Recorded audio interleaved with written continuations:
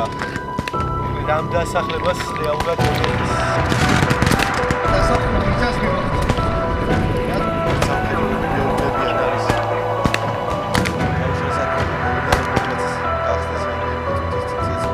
Ми продовжуємо виконувати наказ тримати оборону. Забираемся на крыши и даем.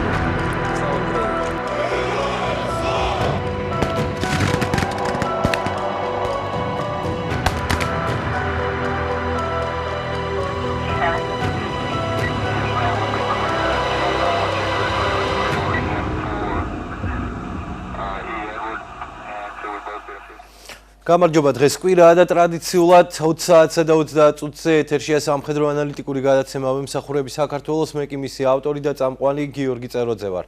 ბრძოლა უკრაინის სამხრეთ-აღმოსავლეთ რეგიონებში გრძელდება რუსული არმია ამ დრომდე უტევს პაკროვსკს და დობროპოლიეს. რა ხდება უკრაინის აღმოსავლეთ რეგიონებში ამას ჩვენ უკვე სტუმართან ერთად მიმოვიხილავთ ჩვენი სტუმარია გიორგი კობერიძე. ბატონ გიორგი მოგესალმებით მადლობა რომ ხართ დღეს ჩვენთან. გამარჯობა. Ბატონ გიორგი, მოდი დავიწყოთ ბოლო ამბებით, რა მდგომარეობაა სამხრეთ-აღმოსავლეთ ფრონტზე, კონკრეტულად პაკროვსკი კონსტანტინოვკას მონაკვეთზე, სადაც დობროპოლიეს მიმართულებითაც მიდის საკმაოდ რთული და ინტენსიური ბრძოლები. თვისებრივად რო ავიღოთ ჩვენ პოკროვსკისა და მირნოჰრადის მონაკვეთზე, სადაც რუსები უკვე წელიწადნახევარია დაახლოებით წარმოებდნენ შეტევით ოპერაციებს, აქ არის ჩვეულებრივი ხორცსაკები. ეს არ გახლავთ არავითარი თვისებრივად ისეთი ბრძოლა, რომელსაც ჩვენ აქამდე ვადევნებდით თვალს, ეს არის ბრძოლა უკვე დრონების ადამიანების წინააღმდეგ, ეს ერთი და ასევე უკრაინელებმა დაიწყეს ძალიან საინტერესო უკანდახევისას ისინი თხრიან რამდენიმე შრიან, ესე ვთქვათ, თხრილებს ან ანტისადაკო თხრილებს, ასე ვთქვათ, დანაღმულ მდელოებს, რომელზე გავლა ძალიან რთულია და შესაბამისად ჩვენ შეგვიძლია ვთქვათ, რომ თავად უშუალოდ პოკროვსკის მონაკვეთში, ქალაქი პოკროვსკი თავად რეალურად არის არა იმდენად უკრაინულ-რუსული ფრონტის ხაზი, არამედ ეს არის უკრაინულ-რუსული დრონების ფრონტის ხაზი და ერთმანეთის წინააღმდეგ მოქმედების არეალი. აი რაც შეეხება დობროპოლიეს მონაკვეთზე, აქ შედარებით სხვა სიტუაციაა, აქ არის მდგომარეობა ის, რომ რუსები მიიწევდნენ წინ, პრაქტიკულად შეიძლება ვთქვათ, რომ შემოდგომის დასაწყისში და აგვისტოს ბოლოს მას ცადეს შეტევა მიმართულებით, ხოდაშორის არც თუ წარუმატებლად 11 კილომეტრი გაიწიეს წინ, მაგრამ გუშინ რეალურად უკრაინის გენშტაბმა და დასახმელთო ძალებმა დაანონსეს, რომ დობროპოლიასთან ეგრეთ წოდებული შვერილი, ანუ წინსვლა რუსული შეჩერებული და მოგერიებულია. თუმცა ეს არ ნიშნავს იმას, რომ უკრაინელები ან რუსები ამ მიმართულებაზე აქტიობას შეწყვეტენ. ეს ნიშნავს, რომ რეალურად ფრონტის ხაზი გასწორდა. გასწორდა იმ გაგებით, რომ დობროპოლიას და ამ მიმართულების დაცემის და წინსვლის შემთხვევაში რუსებს თუ ჩავთვლით ჩვენ მათ მიეცემოდათ იმის საშუალება, რომ ისინი მართლაც კონსტანტინოვკასკენ გადასულიყვნენ, რომელიც ახლავთ ჩრდილოეთით, დონეცკის ჩრდილოეთის შედარებით ჩრდილოეთ მონაკვეთზე, ალბათ ერთ-ერთი საუკეთესოდ დაცული წერტილი. ისევე როგორც ამ ტერიტორიაზე გახლავთ დრუჟკივკა ასეთი ქალაქი არის. აქვე მდებარეობს ზედ კონსტანტინოვკასთან და ისევე როგორც სლავიანსკი და კრამატორსკი. ამიტომაც აი ამ მიმართულებით უკრაინული აქტივობა ძალიან წარმატებული იყო, განსხვავებით მირნოჰრადისა და პოკროვსკისაგან, სადაც ვიმეორებ, ეს არ არის სტანდარტული ბრძოლა. ეს არის რეალურად ხორცსაკები, სადაც რუსები ცდილობენ ცოცხალი მასის დიდი რაოდენობის მიწოლითა და დაწოლით უკრაინელ მცველებს აიძულონ გასვლა, მაგრამ ამასთანავე ეს გასვლა და ეს შესვლის პროცესი არის კონტროლდება 100%-ით უკრაინული და რუსული დრონების მხრიდან. ანუ ეს არის ბრძოლა რეალურად მართლაც დრონის ოპერატორებს შორის, რომლებიც ერთი და ორი დრონის დარტყმით შეიძლება გაანეიტრალონ ათობით სამხედრო, ამიტომაც არის ძალიან მძიმე მდგომარეობა. მაგრამ რეალურად უკრაინისათვის ყველაზე მძიმე მდგომარეობა არ გახლავთ პოკროვსკი, იმიტომ რომ პოკროვსკი ვიმეორებ ეს პოლიტიკურად ნარჩუნდება პირველ რიგში ეს ქალაქი. ამ ქალაქისათვის სამხედრო ბრძოლა მეტნაკლებად რუსეთს მოგებული შეიძლება კონდეს იმ გაგებით, რომ მას აქვს წარმატებული, ესე ვთქვათ, კონტროლი ქალაქის სამხრეთზე და ცენტრში ვიმეორებ ცოცხალი ძალის ცდილობს ის ცენტრის დაკავებას. მაგრამ რაც შეეხება პოლიტიკური გაგებით მნიშვნელოვანი არის, იმიტომ რომ ახლა ამერიკელებს ანახოს, ესე ვთქვათ, უკრაინამ, რომ უკრაინას შეუძლია ბრძოლა მათ შორის აი იმ მომენტებშიც კი და იმ მდგომარეობაშიც კი, როდესაც ყველას გონია, რომ აი უკვე მორჩენილია ეს ყველაფერი და უკვე დასრულებულია. შეგახსენებთ, რომ იგივე პრეზიდენტი პუტინის მხრიდან განცხადება, გვინდათ გერასიმოვის მხრიდან განცხადება, ახლობთ 10-15 დღის წინ იყო, რომ მათ პოკროვსკი აღებულად ჩათვალეს. ისევე როგორც სხვადასხვის ხარკოვის ოლქში მათ კუპიანსკიც აღებულად ჩათვალეს, მაგრამ მოგვიანებით უკვე თქვეს, რომ არა, ჯერ აღებული არ არის, მაგრამ არყის მდგომარეობაა. ანუ ეს იმის ნიშანია, რომ უკრაინამ აჩვენა მსოფლიოს და პირველ რიგში აჩვენა დასავლეთს, რომ მას ბრძოლა შეუძლია, მათ შორის ისეთ ურთულესად და უკიდურესად ხის მონაკვეთებზე, როგორიც არის პოკროვსკი, მირნოჰრადი, დობროპილიას მონაკვეთი.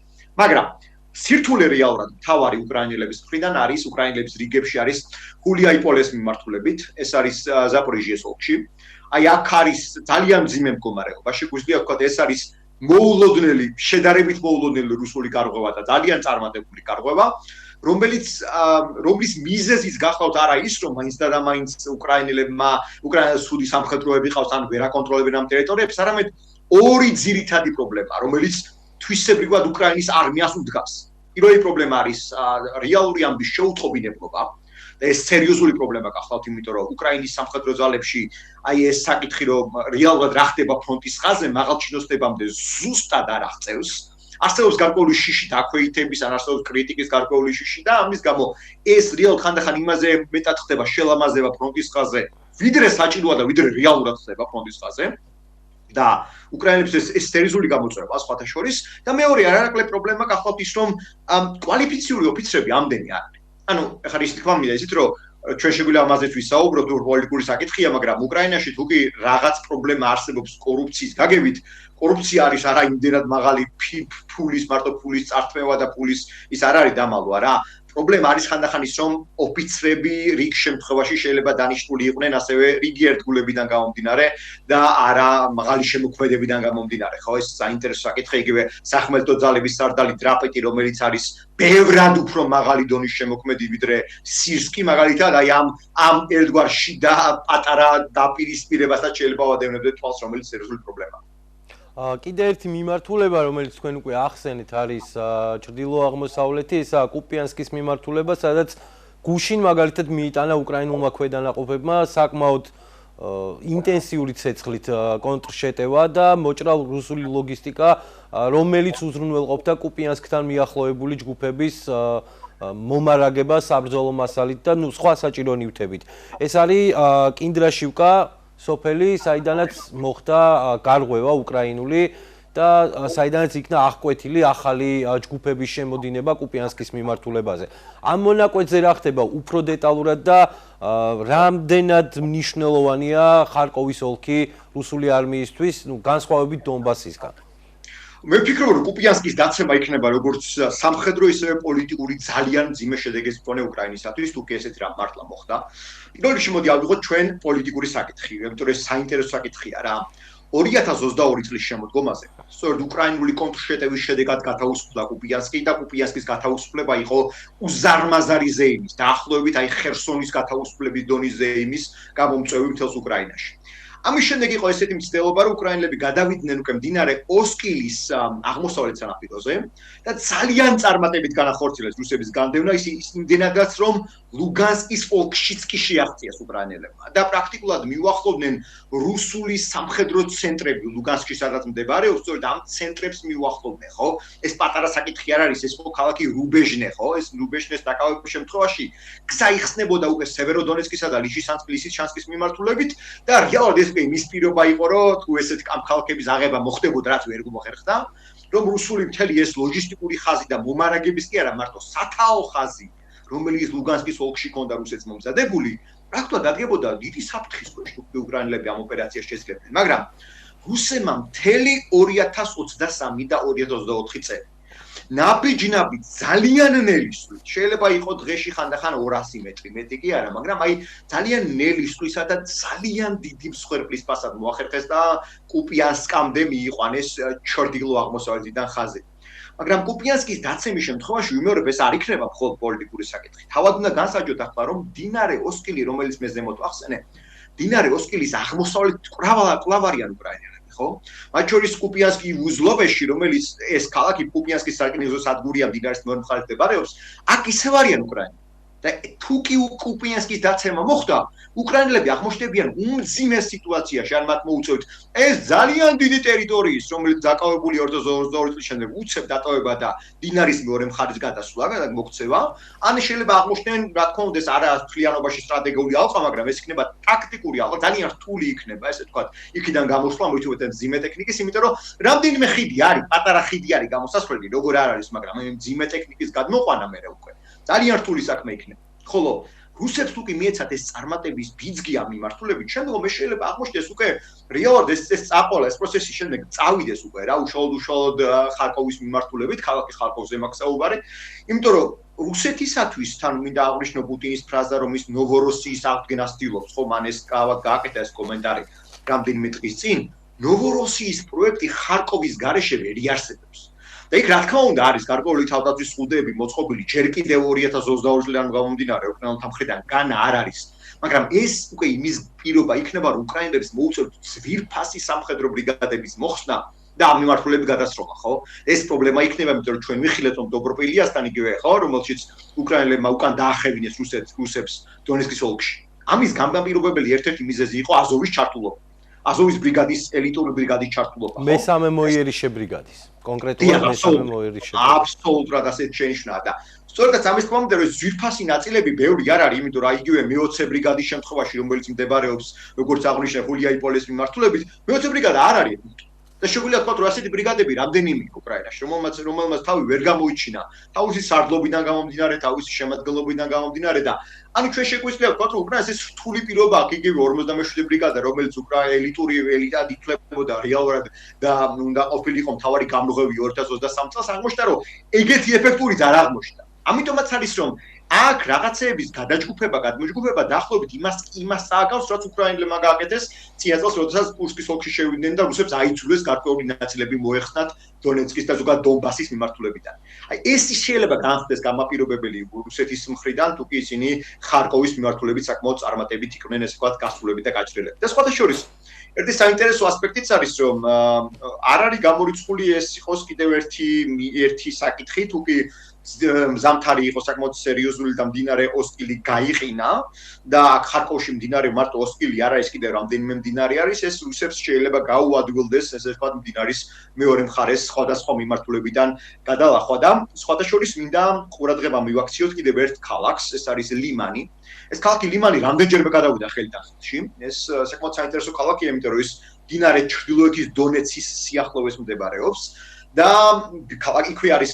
ლუგანსკის ოლქშისა და დონეცკის ოლქის საზღვარია ძალიან საინტერესოა ჩრდილოეთით ეს ორი ოლქი ერთმანეთს კვეთს და იქ არის დასახლება ბილოჰორივკა ხო რომელიც ცოტა ხნის წინ რუსებმა რეალურად დაიკავეს და აშკარაა რომ რუსების მცდელობა სწორედაც ლიმანი და ესე ვთქვათ ხელახალი ოკუპაციის ქვეშ მოაქციონ და ლიმანის დაკავების შემდეგ უყურეთ რა არის აქ იქნება არა მარტო მცდელობა რომ ქალაქი სლავიანსკი კრამატორსკის მიმართულებით სამხრეთიდან გავიდნენ როგორც დონეცკის ოლქის აი იგივე რო ვთქვათ კონსტანტინოვკას მიმართულებიდან არამედ ეს არის უკვე მცდელობა რომ შეუტიონ ამ ქალაქებს ჩრდილო აღმოსავლეთიდან აი ეს არის სწორედაც მათი ამოცანა იმიტომ რომ შეგახსენებთ რომ რუსეთის თავდაპირველი გეგმა 2022 წელს სწორედ ჩრდილოეთიდან დარტყმას მოიცავდა და ეხლა რეალურად იქნება ერთგვარი ბრწყელტუ ჩასეული შეტევის მიმართულება, ანუ ორკაპას მიმართულების შეტევა, რაც აი ამ შემთხვევაში შეიძლება ბევრად სერიოზულად აღმოჩნდეს საქმე, ვიდრე ერთი შეხედვით ჩანს, თუმცა იმასაც შეგახსენებთ, რომ ზოგადად უკრაინაში სწორედაც სლავიანსკი და კრამატორსკი საუკეთესოდ დაცული ქალაქებია და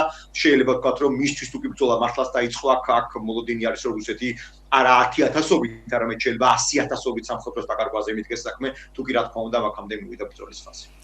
ჩვენი გადამღები ჯგუფი მიმდინარე წლის ზაფხულში იმყოფებოდა ყველა თქვენს მიერ ზემოთ ჩამოთვლილ ქალაქში, რომელსაც უკრაინული მხარე აკონტროლებს და კუპიანსკის მონაკვეთიდან, ასე ვთქვათ, იმ შემთხვევაში თუ რუსული მხარე შეძლებს კუპიანსკის აღებას, უკვე გზა იხსნება არა მარტო სლავიანსკი კრამატორსკის მიმართულებით, არამედ იზიუმი ბალაკლეას მიმართულებით, რომელიც ასევე ერთხელ უკვე გაათავისუფლა უკრაინულმა არმიამ და მეორე არის სწორედ თქვენს მიერ ნახსენები ლიმანი, რომელიც ასევე მოიცავს ერთი შეტევის მეორე მხარეს. გარდა ამისა, მანამდე ვისაუბრებთ ჩვენ გულიაიპოლეზე და გულიაიპოლეც იყო ერთ-ერთი ყველაზე გამაგრებული მონაკვეთი გაყოლებაზე უგლედარის და ნოვაია ვასილევკას მიმართულებით, თუმცა აქ შეექმნა ყველაზე დიდი პრობლემები ამ ეტაპისთვის უკრაინულ არმიას. გულიაიპოლეს მიმართულებაზე რა ხდება კონკრეტულად და რამდენად ეფექტურად მუშაობენ, ასე ვთქვათ, უკრაინის მცველები ამ მიმართულებაზე? ბოლო 3 თვეა სიტუაცია მძიმდება თითქმის ყოველკვირეულად და ბოლო დღეებია უკვე ყოველდღიურად მძიმდება. რუსებმა მოახერხეს არა კონკრეტულ წერტილში გარღვევა, არამედ დაახლოებით 25 კილომეტრი არის გარღვევის ამთლიანობაში სიგანეზე მაქვს საუბარი რამდენიმე მიმართულებიდან და ახლა გულიაიპოლის სამხრეთით მიადგნენ რეალურად ქალაქს. ისინი ქალაქს ბომბავენ დიდი ხანია უკვე. ქალაქიდან მოსახლეობის ევაკუაცია ხანგრძლივი დროის გაწინ დაიწყო და რეალ ბოლოშია გასული თუკი აი უკიდურესად არ გაჯიუტდა ვიღაცა რომ დაეტოვებინათ რეალ ქალაქი დაცლილია იმ შემთხვევაში. არა და აი 2 წლის წინ მაგალითად იგივე საშობაო დეკემბერში საშობაო რაღაც ზეიმებიც კი მოეწყო ამ ქალაქის მიმართულებით, ანუ ის იმდენად კარგად იყო მართლაც დაცული და არსებობდა ერთგვარი 2023 წელს კონჩეტევა რო იგეგმებოდა, არსებობდა მოლოდინი რომ სწორედ აი აქედან იქნებოდა წარმატებული დარტყმა რუსეთის ფორტიფიკაციების მიმართულებით, სწორედაც რობოტინე და შემდგომ უფრო სამხრეთის ქალაქების მიმართულებით, მაგრამ არ გამოვიდა ეს საკითხი. ახლა როგორც ჩანს რუსებმა ეს წერტილი აღმოაჩინეს რომ მართლაც ყველაზე რთული იყო, მათ მოსინჯეს ფრონტის ხაზზე რამდენიმე მიმართულება და თქვათ დაწახსენებენ ნოე ვასილებას დაკავების შემდეგ რეალურად ისინი ჯერ სიღრმეში გადაადგილდებოდნენ დონეცკის ოლქის, მაგრამ შემდგომ შეატრიალეს მიმართულება და დასავლეთით დაიწყეს სვლა.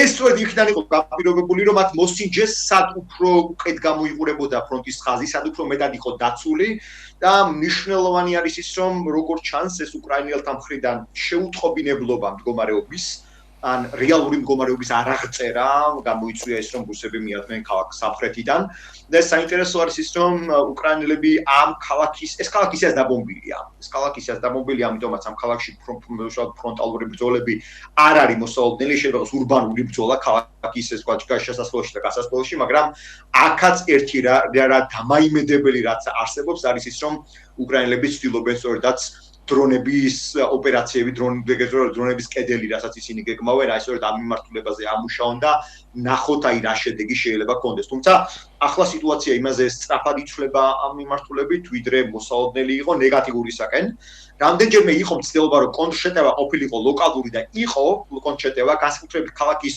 ჩრდილო-დასავლეთის მიმართულებიდან, მაგრამ თვისებრივად ქალაქი საკმაოდ მძიმედ გამოიყურება და აქ იმის საფრთხე არსებობს, რომ ქალაქიდან სამხედროების ევაკუაცია განხორციელდეს და ქალაქის გარეთ მოხდეს ფორტიფიკაციების უკვე მოწყობა, რომელიც უკვე დაწყებულია და სხვადასხვა ერთი საინტერესო დეტალია, რაც შეიძლება ვთქვათ, რომ უკრაინელები გადავიდნენ თავდაცვის რამდენიმე ზღუდის აკეთებაზე, კიდევ ერთხელ ამას გავიმეორებ, იმიტომ რომ ეს პატარა საკითხი არ არის. ისინი ცდილობდნენ რომ აი მხოლოდ არა დრაკონის კბილები რომლებიც ტანკის ესე ვთქვათ მუცელი უნდა გამოაჩინოს ხო და ქვედა ნაპირი უნდა გამოაჩინოს არამედ ისინი რამდენიმე თხრილს აშენებენ ანტისატანკო თხრილებს აქვეითა საწინააღმდეგო თხრილებს მავთუხლარტებს სხვათა შორის ომის ამ პერიოდში როდესაც 2023 წელი იყო არ იყო ცოტა სკეპტიკულად უყურებდნენ ხოლმე მავთუხლარტების საკითხს რა და ახლა უკვე გამოიცადა მავთუხლარტების ეფექტურობა და სხვათა შორის ძალიან კარგად მუშაობს იგივე ზაპოროჟიეს ოლქში საიდანაც შეტევის მიმართულება ოღონდ ამ შემთხვევაში ცოტა უფრო დასავლეთის მიმართულებაზე უშუალოდ ქალაქის ზაპოროჟიესაკენ სulis პერიოდში წარუმატებელი იყო რუსეთის და აქ მოახერხეს ერთგვარად უკრაინელებმა მათი შეჩერება და მინდა აუცილებლად კითხოთ პოლიტიკურ მხარეზე ამ პროცესების და ორ სკანდალზე რომელიც ერთდროულად უკრაინაში და შეერთებულ შტატებში ფაქტიურად პარალელურ რეჟიმში მოხდა პირველი არის ეგრეთ წოდებული კორუფციული სკანდალი უკრაინაში რომელსაც მოჰყვა ასე ვთქვათ რამდენიმე თანამდებობის პირის და მათ შორის ერმაკის გაშვებაც და მეორე არის შეერთებულ შტატებში საქმე რომელიც გახსნა ბჭყალებში ბლუმბერგმა სადაც საუბარი იყო იმაზე რომ ამერიკულმა მხარემ რეალურად სამშვიდობო პროექტი 28 პუნქტიანი პროექტი რომელიც წარუდგინა საერთაშორისო საზოგადოებას და კიევს პირველ რიგში ფაქტიურად მიიღო რუსული მხარისგან ისე რომ ედიტინგიც არ გაუკეთებია ამ ყველაფრის რა ხდება რეალურად ამ მიმართულებით რა სიახლეებია და რას უნდა ველოდოთ პოლიტიკურ ნაწილში გაიზრდება თუ არა კიევზე რაიმე ტიპის ზეწოლები თუნდაც მისი მოკავშირეების მხრიდან დავიწყოთ ამერიკიდან და უკრაინაზე დავათავისუფლებათ ეს ძალიან საინტერესო საკითხია. რუსეთს ძალიან დიდი ხანია უნდა და ამერიკის რეპუტაციის შელახო, ამერიკის ერთგვარი წარმოჩენა რომ ის სუსტი მოკავშირე, მოკავშირეა, რომ ის ეფექტური მხარდამჭერი არ არის და ამას მიაღწია. ამას მიაღწია, მოგიც ძალიან საშინლად ჭერს ყველაფერი ამის თქმა, მაგრამ ფაქტია რომ მიაღწია, იმიტომ რომ ისე წარმოჩინდა რომ აი სწორედაც ამერიკა ვერ ან არ უდგას თავის მოკავშირეს. რატო არ უდგას გასაგებია შიდა პოლიტიკური საკითხები ძალიან მძიმეა და დონალდ ტრამპი საგარეო პოლიტიკას უყურებს თავისი პერსონალური პრიზმიდან და ბიზნეს პრიზმიდან. ანუ იქ სადაც ფული იშოვება, ან იქ სადაც გონია რომ მას მეგობრები ყავს, იქ ცოტა უფრო მეტად დამთმობი არის, ცოტა უფრო სიმპათიით არის განწყობილი ვიდრე თავის რეალურ მოკავშირეებთან მიმართებით, რომელთანაც უფრო მეტად ხისტი და მატრახოვანი პოლიტიკა აქვს. რომელიც არ მუშაობს, იმიტომ რომ ახლა მაგის დრო არ არის. ანუ პირველი ვადის პერიოდში, როდესაც ის ევროპას უკიჟინებდა რომ შეერაღებულიყო, ამაში პრობლემა არაფერი არ გახდა და ევროპამ დაიწყო მილიტარიზაცია. განსაკუთრებით გერმანიამ დაიწყო მილიტარიზაცია, ძალიან აქტიური და ძალიან დამაიმედებელი პროგნოზებია. მაგრამ ამერიკის მითქმა ახლა არის უფრო განსხვავებული და ამ შემთხვევაში ვიტკოფის საინტერესო ფიგურაა, თავად საინტერესო, რომელიც ბიზნესთან ტრამპის მეგობარია, ბიზნესთან გამომდინარეობს და რეალურად ვიტკოფი და ტრამპის ირგვლივ შეგრებილი კლანი, მათ შორის შეგვიძლია ვთქვათ მისი უშუალო ნათესავი სიძე კუშნერი, ან მისი შვილი დონალდ ტრამპ ჯუნიორი დიახაც, აი ეს ადამიანები არ არიან კარგად განწყობილი უშუალოდ უკრაინისადმი. ეს ადამიანები პირიქით ნეგატიურად განწყობილები არიან უკრაინისადმი და საბოლოო ჯამში გაიტყვა რომ ვიტკოფის საუბრიდან გაიტყვა რომ ვიტკოფი ერთგვარად ასწავლიდა რუსებს თუ როგორ უნდა ელაპარაკათ ტრამპისათვის. ანუ გამოდის რომ ეს უკვე გახლავთ საკმაოდ სერიოზული და მძიმე ეს არის უოტერგეიტის სერიოზული სკანდალი, რამაც ნიქსონი შეიწირა, იმიტომ რომ გამოდის რომ შენ მიერ დანიშნული დიპლომატი შენს მტერს ასწავლის თუ როგორ უნდა მოვიდნენ შენთან ურთიერთობაში და როგორ უნდა გააფუჭონ შენი მოკავშირე. ეს არის ძალიან მძიმე რეალობა, იმიტომ რომ პუტინისეული ეს მიდგომა რომ ამერიკა ცუდი პარტნიორია, ცუდი რეპუტაცია აქვს, ეს მან უკვე მიაღწია. ხვალდაზე შეიძლება შეიცვალოს ეს ყველაფერი, მაგრამ აი მოცემული ფაქტი უკვე დამდგარი რა ძალიან მძიმე ფაქტი არის რა ეს ერთი უმძიმესი ფაქტი შეიძლება ვთქვა. და აქვე ჩანს ასევე შიდა დინებები ჩანს რომ მარკო რუბიოს დინება არის უფრო მეტად მართლა სახელმწიფოებრივი, უფრო მეტად ცდილობს სახელმწიფო მდივანი რომ უკრაინასთან ურთიერთობა შეინარჩუნოს, უფრო პოზიტიური იყოს, მაგრამ ვიმეორებ ტრამპისთვის ეს არის მხოლოდ ერთი დინება. მეორე დინება აქვს უშუალოდ სხვა ადამიანებს აქვს ჩაბარებული, ხო იგივე ჩვენ ვთქვათ ვიცე-პრეზიდენტი JD Vance საკმაოდ ნეგატიურად განწყობილია უკრაინისადმი და მისი დამოკიდებულება ეს რუსეთისადმი, ეს რუსული პროექტისადმი შედარებით უფრო თბილია, რაც სურათს ქმნის რომ ტრამპის კარზე ქაოსია და სხვათა შორის ჯონ ბოლტონი ნაციონალური საფრთხეების ყოფილი მრჩეველი ტრამპის პირველი ვადის პერიოდში ამას აღწერდა. ის ამბობდა რომ ტრამპი არაპროგნოზირებადია, ხოლო მის კარს ირგვლივ მიმდინარე ქაოსი მის პოლიტიკას ასუსტებს. აი რაც შეეხება უშუალოდ უკრაინას, აქ არანაკლებ მძიმე მდგომარეობა, ჩვენ ვიცოდით ეს უბით აწყებამდე, რა თქმა უნდა, რომ უკრაინა ორ ფრონტზე მოუწოდა უკრაინას ბრძოლა. ეს არის კორუფციის ფრონტი და ეს არის რეალური სამხედრო ფრონტი, ხო? ეს არ ახალია, ხო? უკრაინა ამ ფრონტზე კორუფციის წინააღმდეგ დიდი ხანია იბრძვის ძალიან და სწორედ ეხლა როდესაც ნაბუ შეიქმნა, ანუ ანტიკორუფციული სამსახური, რომლის გაუქმების მცდელობაც იყო, ამ ნაბუსადმი დაპირისპირება და ერმაქსა და ნაბუს შორის დაპირისპირება დიდი ხანი მიდიოდა სხვათა შორის. ძალიან საინტერესოა რომ ერმაკის კრიტიკა იყო დიდი ხნის განმავლობაში, როგორც დასავლეთში, ასევე უკრაინაში. ძალიან ცუდ დროს დაემთხვა ახლა ერმაკის გაშვება, თორე ერმაკი შეიძლება ანგელოზის უარ ყოფილა, ხო, ასევე მას ბრალად განა ფული ედებოდა, მაინც და მას რო ფულს იღებდა ვიღაცები, არამედ მას ადანაშაულებდნენ უკრაინელები ერთი საკმაოდ მარტივი რაღაცის გამო. ადანაშაულებდნენ არაკვალიფიციური კადრების დანიშვნის გამო. რაც ვიცით რომ ეს უფრო მძიმე პრობლემა შეიძლება იყოს, ხო? ის ურჩევდა არაკვალიფიციურ კადრებს ზელენსკისა და აქედან გამომდინარე ბევრი პრობლემა შეიქმნა სხვადასხვა სექტორშიო, ეს იყო ვერსია ყოველ შემთხვევაში. მაგრამ ახლა რეალურად ცუდი დრო დაემთხვა, იმიტომ რომ გასაგებია უკრაინაში მოხდეს ენერგოსკანდალი ზამთრის წინ და ეს მოსაოდნელია რომ აი ზამთარი იქნება უკიდურესად სისხლიანი და უკიდურესად მსხვერპლიანი, ეს ძალიან მძიმე მოლოდინი არსებობს და ასევე ძალიან საინტერესო დეტალია რომ პოტენციურად მისი ჩანაცვლება ვისით მოხდება. ანუ ეს ხომ არ გამოიწვევს გარკვეულწილად იმ შიდა ერთგვარ დარეულობას, ან შიდა ერთგვარ გადაჯგუფება და პირისპირებას, რომელიც რა თქმა უნდა ყველა პოლიტიკური ლიდერის ირგვლივ ხდება. აქ არის საუბარი ბუდანოვზე პირველ რიგში, რომელიც გახლავთ სამხედრო დამზვერის ხელმძღვანელი და ბუდანოვი არის ასევე ძალიან წარმატებული მოლაპარაკებები შეიძლება ჩაბარდეს მართლაც მას ამერიკელებთან, რომელიც ერმაკსაც ებარა.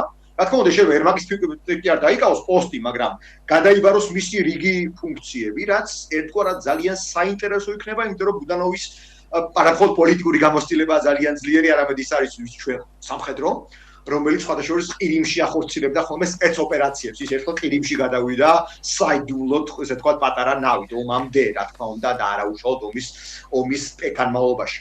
მაგრამ თუ კი ჩვენ შევაჯამებთ ამ სფეროს, ხო და ვიტყვით ფაქტი არის ერთი რომ ეს სკანდალები არის შემდგომში რუსეთის მიერ ძალიან ეფექტურად გამოყენებული დასავლეთის მიმართულებით, რომ აი რაც უნგრელ ორბანსა და სლოვაკ ფიცოს უთხრეს და ახლა უკვე ბაბის ჩეხეთში სხვათა შორის ძალიან უცნაური და ესეთი სასიამოვნო მთავრობა არ არის მოსული. ისინი რომ აი უკრაინაში მოხედავ კორუფციები, აი უკრაინაში მოხედავ არამედ ისეთი მდგომარეობა და ის კი არ ამბობს რომ თავისთან სისუფთავია რუსეთში. არა, რა თქმა უნდა, მაგრამ ამბობს რომ უკრაინაში პრობლემებია და ეს ქმნის ძალიან სერიოზულ დაპირისპირებას, მით უფრო რომ ახლა მოდის ზამთარი და ასევე ვხედავთ რომ უკრაინას ჭირდება შეერაღება, უკრაინას ჭირდება мотиваცია და უკრაინას ჭირდება ფული. და ეს ფული ეს უკანასკნელი უნდა წამოსულიყო ბელგიიდან, იმიტომ რომ ბელგიაში არის გაყინული რუსული ანგარიშები 140 მილიარდზე მაქვს საუბარი და აქ ცდილობს გარკვეულწილად ბელგიის ხელისუფლება რომ თავი შეიკავოს და თქვას რომ აიცი რა კორუფცია ერთის მხრივ უკრაინაში ხოლო მეორეს მხრივ აი არ ვიცი როგორ დაიხარჯება ან მერე პრობლემები მიუშოლდ მიარ შემექმნას და ასე შემდეგ. ანუ თვისებრივად უკვე ჩვენ შევაჯამებთ, ვიტყვით რომ ახლა უკრაინის წინაშე დგას სერიოზული საგარეო და საშინაო გამოწვევებიც. საგარეო გამოწვევა ფრონტის ხაზზე ვიცით რომ ძალიან დიდი მდგომარეობა და ვიცით მოლოდინი არის რომ ეს ზამთარი იქნება უკიდურესად რთული. იმიტომ რომ განა მართლა ახლა რუსეთს დონბასი კი არ უნდა მხოლოდ რო წაიღოს, არამედ როგორც მინიმუმ ნოვოროსიის პროექტი აღადგინოს, სადაც ნიკოლაევისა და დონეცკის უკაცრავად ნიკოლაევისა და ოდესის ოლქიც არის მოაზრებული ამ ტერიტორიებში. არამედ ის თუ მას თუ მიუშვებენ ის მზად არის კიევის ყალა დაიკავოს რა, თუ ვინმე ფიქრობს რომ კიევისკენ რუსეთი არ გაიწევს და მორჩა და აღარ ფიქრობს, ცდება ძალიან. მაგრამ მაგ ასევე არის სხვა საკითხიც რომ ეს არის ასევე გამოფიტვის საკითხი და დემორალიზების საკითხი, ხო? ის მაგალითად კიევს იმიტომ კი არ ბომბავს მხოლოდ რომ უკრაინელებს გენოციდს უწყობს, რაც ეგრე არის, ის ამბობს რომ უკრაინელი ერი არ არსებობს და ვინც უკრაინელია უნდა მოკვდოს. რეალურად ამას ახორციელებს. ფაქტი ეს არის. გენოციდი სხვა რამე თქვა კვალიფიცირდება, ხო? ის რომ სამოქალაქო ობიექტებს ბომბავს და ხალხს ხოცავს გენოციდია. მაგრამ ამასთანავე ამას აკეთებს იმიტომ რომ დემორალიზება მოახდინოს უკრაინის და აიძულოს ერთის მხრივ იმგვარ მოლაპარაკებებზე წასვლა რომელიც სინამდვილეში კაპიტულაცია იქნება და შემდგომში თუ კი აი ვამბობთ ჩვენ რომ აი ამოისუნთქებს უკრაინა სინამდვილეში რუსეთი ამოისუნთქებს მაგით და შემდგომ ოპერაციების დაგეგმვის განხორციელებაში იქნება უკვე არა მხოლოდ უკრაინის არამედ მთელი ევროპის და მთელი კავკასიის ისე როგორც მთელი შუა აზიის მიმართულებით. ამიტომაც დღეს უკრაინაში გარკვეულწილად ხდება ევროპის ბედი და ეს არის საინტერესო რომ აი სწორედ ამიტომაც ცდილობს რომ ევროპა მოახდინოს გარკვეულწილად პოლიტიკური ეს ჩავარდნილი სიტუაციის ამოსვლა, რა თქმა უნდა ევროპულ ცალკეულ სახელმწიფოებზე მაქვს საუბარი, წამყვან სახელმწიფოებზე იგივე გერმანია, ბრიტანეთი, საფრანგეთი და ასე შემდეგ, პოლონეთიც ასევე. ესპანეთი რომელიც ყველას ავიწყდება და ერთ-ერთი ასე ვთქვათ მოწინავე გახდა მილიტარიზაციის საკითხში, მათ შორის ექსპორტის კუთხითაც და მათ შორის იარაღის მიწოდების კუთხითაც უკრაინის მიმართულებით. ფაქტიურად ბოლო წლებში შექმნილი ყველა ესპანური იარაღი გაიტესტა უკრაინის აღმოსავლეთ რეგიონებში. ძალიან მნიშვნელოვანი ფაქტორი. ევროპა იწყებს გამოფხიზლებას, ასე აფასებენ ყოველ შემთხვევაში ანალიტიკოსები და ნახოთ როგორ დასრულდება ეს პროცესი. ჩვენ აუცილებლად დაუბრუნდებით ამ თემას კიდევ ერთხელ და აუცილებლად ვისაუბრებთ თქვენთან ერთადაც ამ ყველაფერზე. ძალიან დიდი მადლობა რომ იყავით დღეს ჩვენი სტუმარი. მე მაყურებელს შევახსენებ რომ ჩვენი სტუმარი იყო გიორგი კობერიძე. ეს იყო ამ დროისთვის ჩვენს ხელთ არსებული ბოლო ინფორმაცია. შევხვდებით ერთმანეთს ზუსტად ერთ კვირაში. დროებით.